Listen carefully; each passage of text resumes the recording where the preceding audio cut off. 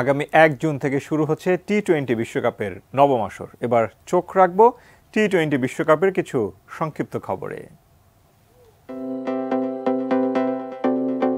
টি-20 বিশ্বকাপের উদ্বোধনী ম্যাচেই নামবেন বাংলাদেশের আম্পায়ার শরফুদ্দৌলা ইবনে শহীদ সৈকত।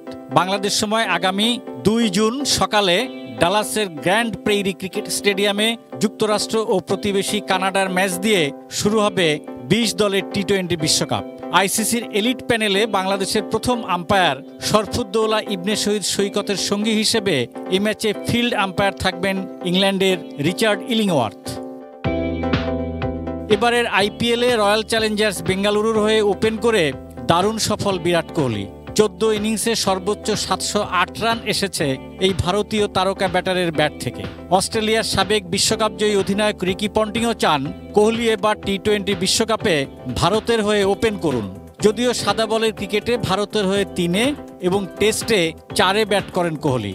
পন্টিং মনে করেন বিরাট রোহিতই হবে ভারতের আদর্শ ওপেনিং জুটি।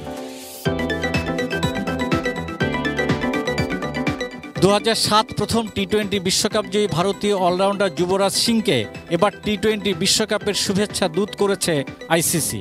যুবরাজ সিংয়ের চাওয়া এবারই হয়তো দ্বিতীয়বারের মতো ট্রফিটা হাতে তুলবে ভারত।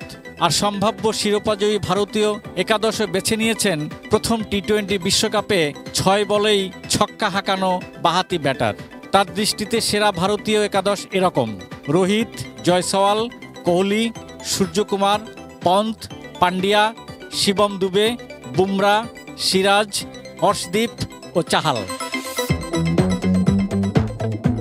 টি-20 বিশ্বকাপে ইংল্যান্ডের এবার শিরোপা ধরে রাখার মিশন।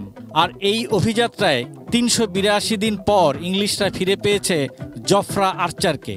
পিঠ এবং কনুয়ের ইনজুরিতে ভুগেছেন ইংল্যান্ডের এই ফাস্ট বোলার। এ কারণে গত ৩ বছরে ইংল্যান্ডের হয়ে মাত্র ৭টি আন্তর্জাতিক ম্যাচ খেলতে পেরেছেন তিনি। বুধবারই হেডিংলিতে পাকিস্তানের বিপক্ষে টি-20 সিরিজে নামার কথা তার। আর্চারকে নিয়ে বিশ্বকাপে আশাবাদী ইংল্যান্ড অধিনায়ক জস বাটলার।